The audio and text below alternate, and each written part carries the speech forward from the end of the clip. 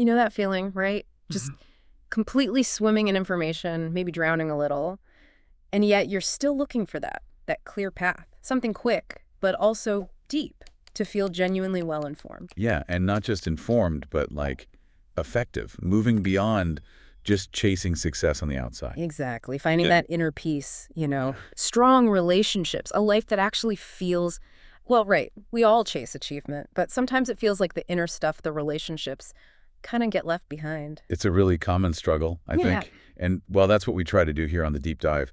Cut through all that noise, pull out the most crucial insights from really important sources, give you the knowledge you need, quickly, but also thoroughly. Yeah. Those aha moments. Yeah, the ones that actually stick. And today we are diving deep into a classic, Stephen R. Covey's The 7 Habits of Highly Effective People. It's huge. And really, it's not just another business book or a quick how-to guide.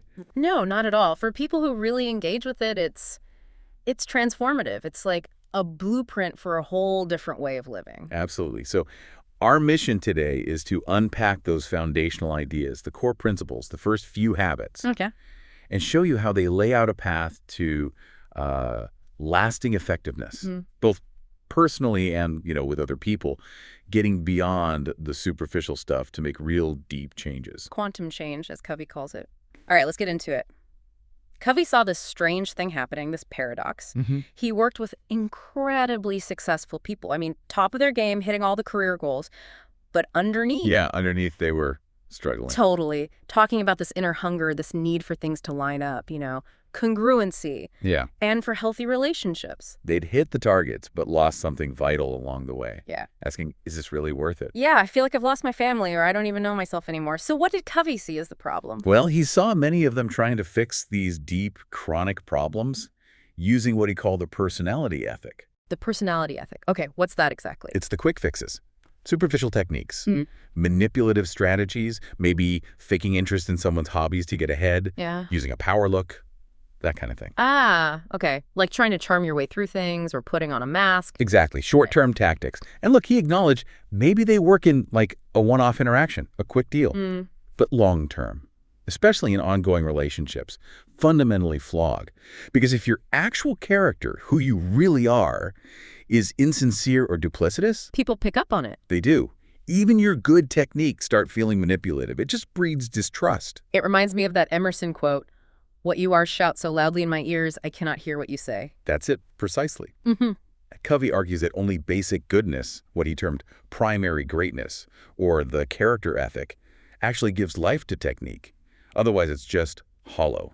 So character first. That connects to his law of the harvest idea, doesn't it? Absolutely. It's a fantastic analogy. You can't just, goof off all spring and summer on a farm and then cram harvesting in the fall and expect a crop. Right. You reap what you sow. It's a natural law. Exactly. Yeah. And Covey says, look, in our world of quick fixes and instant everything, we forget this sometimes. But trust, growth, real results, they still follow the law of the harvest. You can't shortcut planting the seeds. That really lands differently now with AI and everything promising instant solutions. So, okay, if the foundation is character, how do we start shifting how we see things? Because our habits are so ingrained. She talks about paradigms. Yes, paradigms. It's a key concept.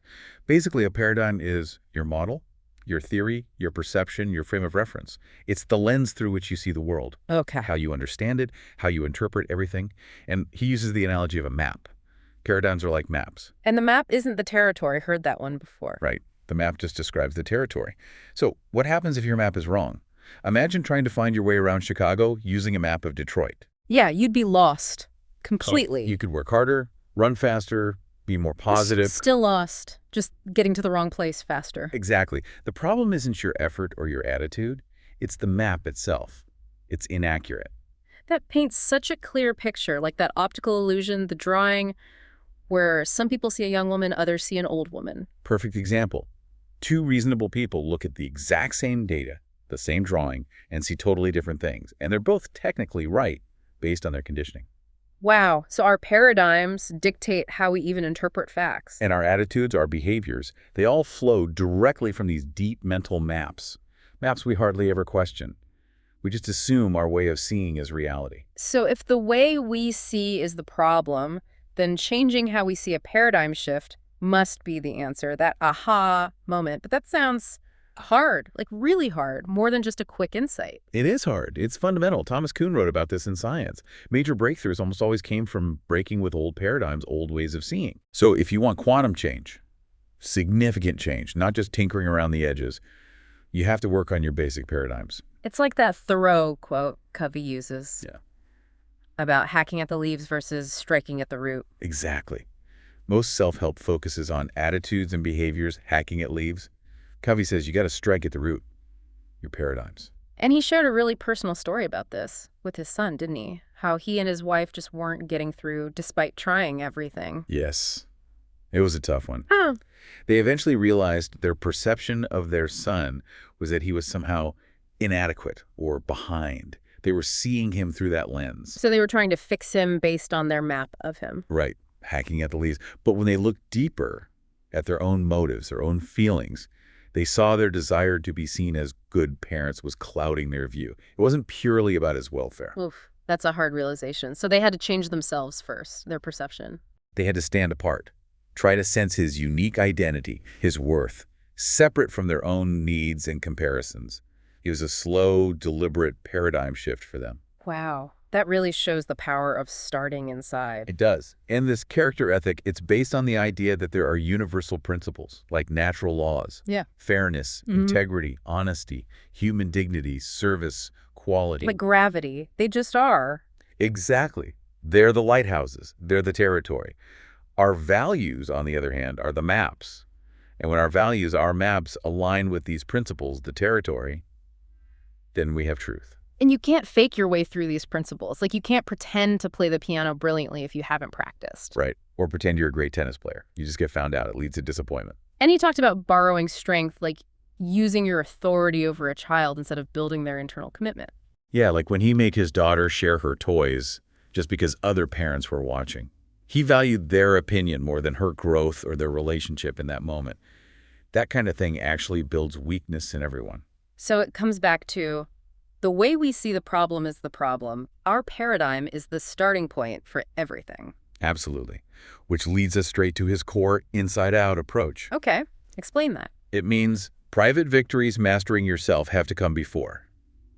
Public victories having effective relationships with others. You got to get your own house in order first. Exactly. Putting personality ahead of character or trying to fix relationships before fixing yourself, it's futile. Real, lasting success and happiness start from the inside and work their way out. Makes sense. And before we jump into the habits, how does he define a habit? Good question. He says it's where three things overlap. Knowledge, the what to do, and the why. Skill, the how to do it.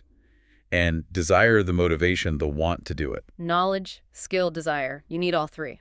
Got it. And this whole process, this growth, happens along what he calls the maturity continuum. Right, from dependence. Where it's all about you. Yeah. You take care of me. You get me what I want. Yeah. Physical, Yeah. emotional, intellectual dependence. To independence. Which is I. I can do it myself. I'm self-reliant. I think my own thoughts. I get my validation from within. Yeah. It's a really worthy goal in itself. Liberating. But not the final stage. No. The highest level is interdependence. That's we. We can do it together. We can combine our talents, our efforts, achieve something greater than any of us could alone. But you can only choose interdependence if you're already independent, right? Dependent people can't really make that choice effectively. Exactly. They lack the character, the foundation, and life itself is fundamentally interdependent. We need each other to thrive. Okay. And underpinning all of this is the PPC balance thing, the goose and the golden egg. Yes. Aesop's fable, you remember it. Yeah. The farmer gets greedy, kills the goose, hoping for all the eggs at once, ends up with nothing. Don't kill the goose. Right. So Covey says true effectiveness requires balancing P production, the golden eggs, the results you want, and PC production capability. The goose, the asset that produces those results. So if you focus only on the results, the P, you neglect the asset, the PC, like burning out your team to hit quarterly number. Exactly. Or wearing out a machine for short-term output. Or in a marriage, just focusing on the benefits you get without nurturing the relationship itself. The goose gets weak. And eventually, no more golden eggs. Right. So PC is about investing in your assets. Your physical assets, your financial assets, but especially your human assets. How you treat people. Yes. And organizations, treating employees like you treat your best customers. because their best contributions, their heart, their creativity, their loyalty, those are volunteered. You can buy someone's time, but not their passion. That's powerful. And his personal examples really drive it home, like going to see Star Wars with his daughter, even though he didn't want to. That was investing in the PC, the relationship. And the payoff was unexpected. She started teaching him about the Jedi philosophy, connecting it to principles he believed in. And the clean room example, too. Nagging for the result, the clean room, the P, actually undermined the child's sense of responsibility. The PC, the goose. Precisely. Finding that balance between P and PC, between short-term results and long-term capability, Yeah. it's a constant judgment call. It's tough. But Covey says it's the very essence of effectiveness. Okay, that foundation is solid. So now let's get into the habits themselves. The first three are the private victories, right? Moving from dependence to independence. That's right. Self-mastery, building character from the inside out. These have to come first. Habit 1, be proactive. Yes. The power to choose. The core idea here is that fundamentally we are designed to act, not just be acted upon. We can choose our response to circumstances. This sounds like Viktor Frankl in the concentration camps, finding that last human freedom. Exactly. Frankl realized that between the stimulus, what was happening to him and his response, there was a space. And in that space lies our power to choose our response. Wow.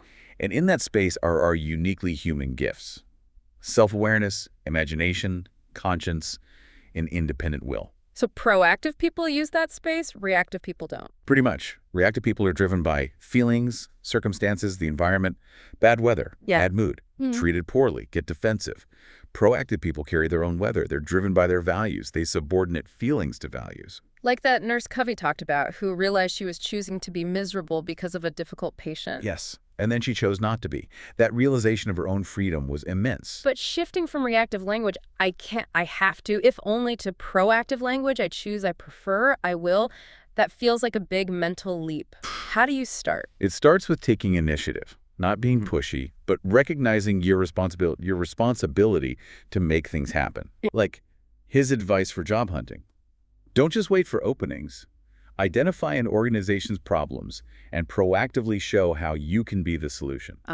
Focusing on where you can actually make a difference. That's the circle of influence idea. Exactly. Focus your energy there on what you can control or influence, not just worrying about your circle of concern, all the things you care about but can't really change. Even with things you can't control, like past mistakes. Your response to those mistakes is always in your circle of influence. Acknowledge it, correct it, learn from it. That's proactive. And he gave that 30-day challenge. Work only in your circle of influence.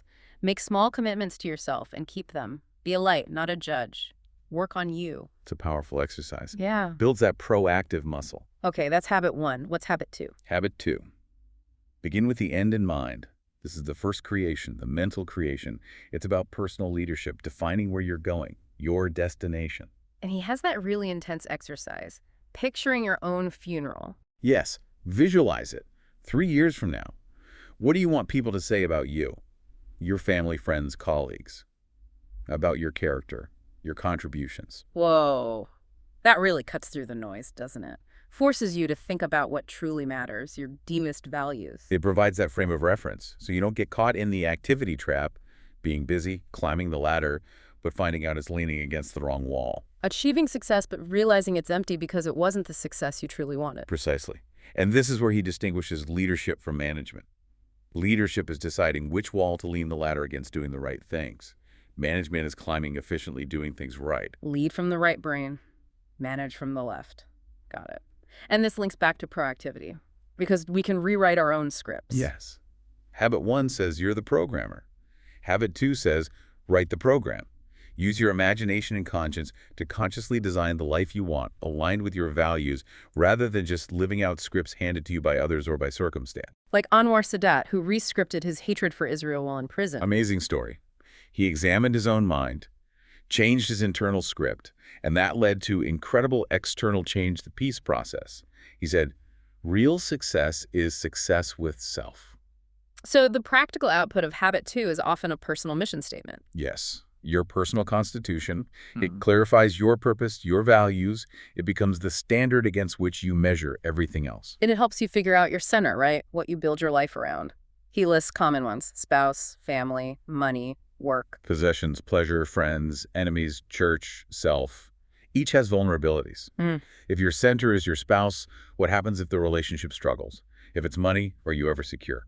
He shows how different centers lead to different decisions, different feelings. Right. And he advocates strongly for a principle-centered life. Principles like fairness, integrity, service, they don't change. They provide stable guidance, wisdom, security, and power. A true north. Exactly. And to develop this, he encourages using your right brain visualization, affirmations. Think about peak performers.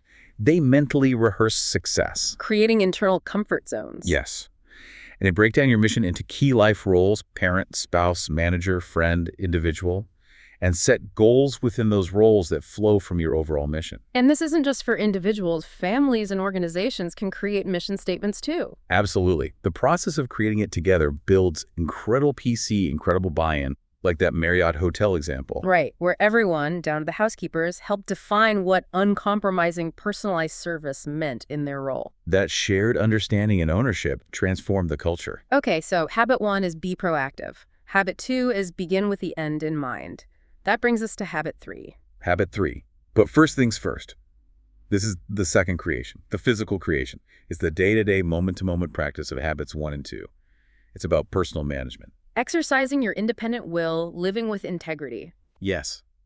Integrity here means making and keeping commitments, especially to yourself. That builds self-trust. And this is where the famous time management matrix comes in. Urgent versus important. Right. Urgent things demand attention, and now W. Bringing phones, crises. Important things contribute to your mission, your values, your big goals. And we get sucked into urgent stuff easily. Quadrant 4 is urgent and important crises, deadlines. Quadrant 3 is urgent, but not important interruptions. Some meetings, other people's priorities. Exactly. And quadrant 4 is not urgent, not important trivia, time wasters. We often escape to Q4 when we're stressed from Q1. But the sweet spot, the heart of effectiveness, is quadrant 2. Quadrant 2. Important, but not urgent. This is where the magic happens. Prevention, planning, relationship building, exercise, learning, finding new opportunities, recreation. But because it's not urgent, you have to be proactive to spend time there. Q1 and Q3 act on you. You have to choose Q2. Precisely. And choosing Q2 often means saying no to other things, even good things in Q3 or maybe less important things in Q1. That takes courage. Saying no pleasantly, without apology, because you have a bigger yes burning inside. Like Covey's wife's friend who declined chairing the committee. Right. The enemy of the best is often the good. Yeah. You have to prioritize. This is what he calls fourth-generation time management. It's not just lists and schedules. No. It's principle-centered. It focuses on relationships and results, not just tasks and time. It involves weekly organizing around your key roles and goals, then adapting daily. Using a compass, your principles, not just a clock. And a key tool for leverage here is delegation. Huge leverage. But there are 2 types. Go for delegation is just telling someone exactly what to do step by step. Limits their growth, limits your capacity. Macromanaging. Basically. The better way is stewardship delegation. Focus on results, not methods. Give people the responsibility and the freedom to choose how they achieve the agreed-upon outcome. That takes more trust, more time up front to clarify things. It does. You need clear, mutual understanding in 5 areas. Desired results, the what, guidelines, the boundaries, resources, what they have to work with, accountability, how progress is measured, and consequences, what happens based on results. Like the example with his son and the yard work again. Shifting from dictating tasks to the son owning green and clean. Yes. The son became his own boss, judged his own work against the standard. The father became a source of help, not a nag. It built trust, commitment, capability, PC. And that applies in organizations too, aligning systems like pay to reward the desired results. Absolutely. If you set up a win-lose system, like competing salespeople, you get win-lose behavior. If you align systems for win-win, you get cooperation. You basically get what you reward. Put good people in bad systems, you get bad results. Okay, so these first 3 habits build that foundation of personal integrity and self-management, the private victory. Exactly. And that foundation is what makes the public victory's successful interaction with others possible. Right. So let's move to part 3, public victories. We often feel relationship pain acutely, right? So we jump to quick fixes. Yeah, we try to patch things up quickly because the pain is immediate, but often the underlying problem is chronic, deeper. It needs more than a Band-Aid. This is where the emotional bank account comes in. Yes, a powerful metaphor. Think of trust in a relationship like a bank account. You make deposits through kindness, courtesy, honesty, keeping promises. And you make withdrawals through disrespect, interrupting, breaking trust, ignoring someone. Exactly. A high balance means high trust, open communication, resilience when problems arise. A low balance, Yeah. or being overdrawn. Everything is difficult, communication is strained, mistakes are magnified. So how do we make deposits? He lists 6 key ways. First, understanding the individual. Crucial. What's a deposit to one person might be neutral or even a withdrawal to another. You have to understand their currency. Like the dad taking his son to baseball games, that was the deposit his son valued. Second, attending to the little things. So important. Small courtesies, small kindnesses, they add up. And small discourtesies, they feel like huge withdrawals. In relationships, little things are the big things. Third, keeping commitments. A massive deposit. Breaking a promise, especially an important one, that's a major withdrawal that's hard to recover from. Make promises carefully, keep them diligently. Fourth, clarifying expectations. So many problems boil down to this. Unspoken, unclear, or conflicting expectations about roles, goals, how things should be done. Get it out on the table early. Saves so much grief later. Fifth, showing personal integrity. This includes loyalty to those not present. If you gossip about someone behind their back, the person you're talking to knows you might do the same to them. It erodes trust deeply. Yeah, that's a tough one, but so true. And finally, sixth, apologizing sincerely when you make a withdrawal. Takes real character. A quick, insincere sorry doesn't cut it. A genuine apology, acknowledging the hurt, taking responsibility, that's a huge deposit. Like Covey apologizing to his son David immediately when he realized he'd misunderstood the situation. This all seems to point towards unconditional love, right? Valuing the person regardless of their behavior, which fosters independence. Yes, versus conditional love, I love you if, which breeds insecurity and defensiveness. And it takes courage to work on these deep relationship issues, especially one-on-one. That Dag Hammarskjöld quote is potent. Giving yourself completely to one individual is more noble than laboring for the masses. Focus on the vital few relationships and see problems not just as irritations but as opportunities. P, problems as PC opportunities. The problem, P, is a chance to build the relationship, PC. Like when Covey finally confronted the issues with his assistant, it led to a stronger, synergistic team. That leads perfectly into habit 4. Think win-win. Yes, a frame of mind and heart that constantly seeks mutual benefit. Life isn't a zero-sum game, it's a cooperative arena. We can both win. This really pushes against the scarcity mentality, doesn't it? The idea that there's only so much pie to go around. Absolutely. Scarcity thinking leads to competition where it isn't needed, difficulty celebrating others' success, comparison, jealousy. It's limiting. Win-win comes from an abundance mentality. There's plenty out there for everybody. And there are other paradigms too. Win-lose, I win, you lose. Lose-win, I lose, you win being a doormat. Lose-lose, revenge, war. Or just win, only caring about my own goals. Right. And while win-lose might fit in a sports game, in most of life, especially interdependent relationships, win-win is the only sustainable approach long-term. And the highest expression is win-win or no deal. Yes. If we can't find a solution that truly works for both of us, let's agree to disagree agreeably and not do the deal. No resentment, no bad compromises. Like the family choosing a movie, find something everyone wants to do or do different things. It's not just a technique, though. It requires certain things. Definitely. It flows from character, integrity, maturity, the balance of courage and consideration, and that abundance mentality, relationships, high emotional bank accounts, clear win-win agreements, covering those 5 areas like results, guidelines, etc., and supportive systems. The systems part is crucial in organizations. You can't preach win-win if you reward win-lose. Exactly. Like that sales company that changed its compensation so managers only won when their salespeople won. Suddenly, cooperation flourished. Systems drive behavior. Okay. Habit 5. Seek first to understand, then to be understood. The communication habit. The absolute key. Remember the optometrist analogy. You wouldn't trust a prescription without a diagnosis first. Right. Diagnose before you prescribe. Yeah. But in communication, we usually prescribe first. We jump in with advice. We do. Because most people listen with the intent to reply, not to understand. We filter everything through our own experiences, our own autobiography. Oh, I know how you feel, let me tell you. We evaluate, probe, advise, interpret based on our own map, instead of practicing empathic listening. Truly trying to see the world through the other person's eyes. Understanding their perspective, their feelings, before trying to get your point across. It's about giving them psychological air. Yes. Letting them feel heard, truly heard. That alone can be incredibly healing and open doors, like the father-son dialogue example. The typical way the dad just shuts the son down with questions and advice. But when the dad shifts to empathy, reflecting, feeling, sounds like you're really frustrated, rephrasing content so you feel the test wasn't fair, the son feels safe to open up layer by layer and reveal the real issue, the fear of failing. It's powerful.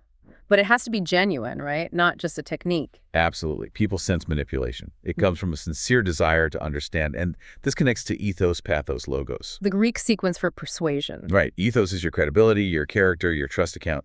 Pathos is empathy, connecting with the other person's emotions.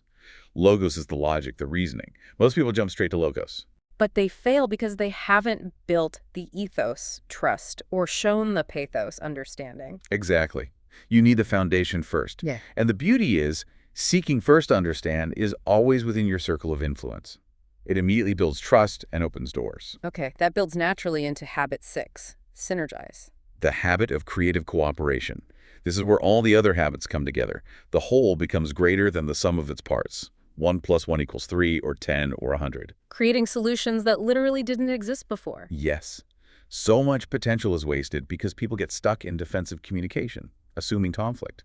Synergy happens when you have high trust, emotional bank account, think win-win, habit 4, and practice empathic listening, habit 5. Like going back to the vacation example, husband wants fishing, wife wants to see her mom. Instead of compromise, a weak PPC balance, they synergize. They use habits 4 and 5 to truly understand each other's underlying needs and desires, then work together creatively to find a third alternative that's better for both than their original ideas. Maybe a trip that incorporates both, or a completely different plan that meets both needs even more effectively. It's about valuing differences, isn't it? Seeing different perspectives not as threats, but as opportunities. Precisely. Like the young woman picture, the difference in perception is real and valuable. When you value the difference and the person who holds it, you expand your own understanding.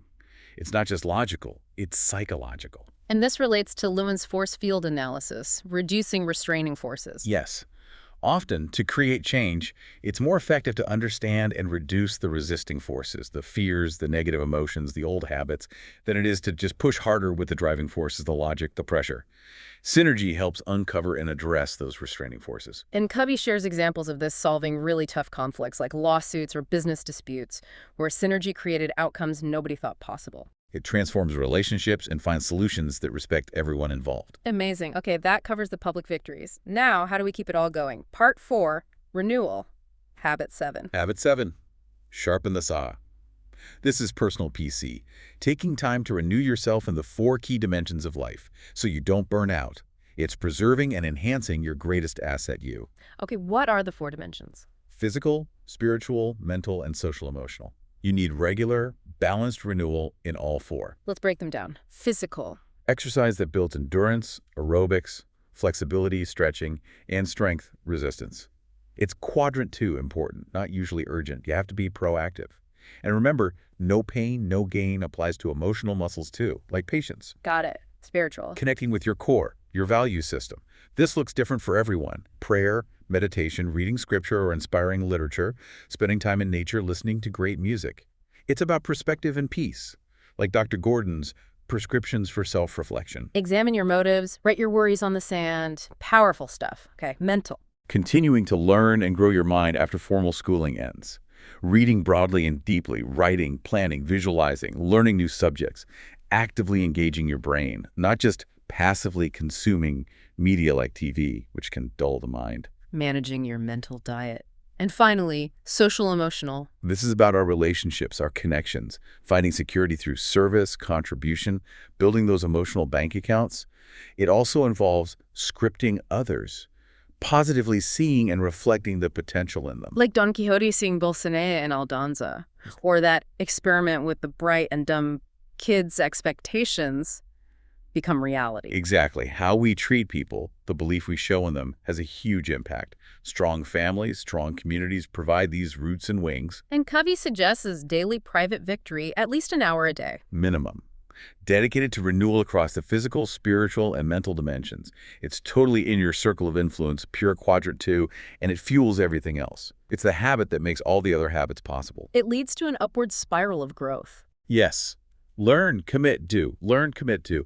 Each cycle takes you to a higher level. There are no shortcuts. The law of the harvest always applies. And this renewal can deepen relationships profoundly, like his daily talks with his wife Sandra on the motorcycle. That's a beautiful example. Creating a safe space, no probing, allowed them to explore deep vulnerabilities, past hurts, the emotional roots behind seemingly small things, like her attachment to Frigidaire appliances. Wow, understanding that connection to her father's history must have been transformative for their relationship. Immense healing and synergy came from that consistent, vulnerable communication. So it all comes back to inside-out change. Real change isn't the quick fix, the personality stuff. No, it's striking at the root, changing the fabric of our thought, our fundamental paradigms. That's where the character ethic lives. That's where lasting effectiveness is born, like Sadat changing his deepest thoughts. He who cannot change the very fabric of his thought will never be able to change reality. That's the essence of it. Real change comes from within. So, recapping our deep dive. We've explored paradigms, the vital difference between character and personality ethics, the PPC balance, and the 7 habits building from private to public victories, all sustained by continuous renewal. And hopefully this has given you, our listener, that quick yet thorough understanding you were looking for. These aren't just theories. They're practical principles for building a truly effective and meaningful life. Definitely. And here's a final thought to leave you with. Real change starts with how you see your paradigms. Think about the incredible power you have right now within your circle of influence. With one small proactive step, one principle, one commitment you could make today based on what we've discussed to start your own upward spiral. It's an ongoing journey. Keep learning, keep committing, keep doing. Sharpen that saw.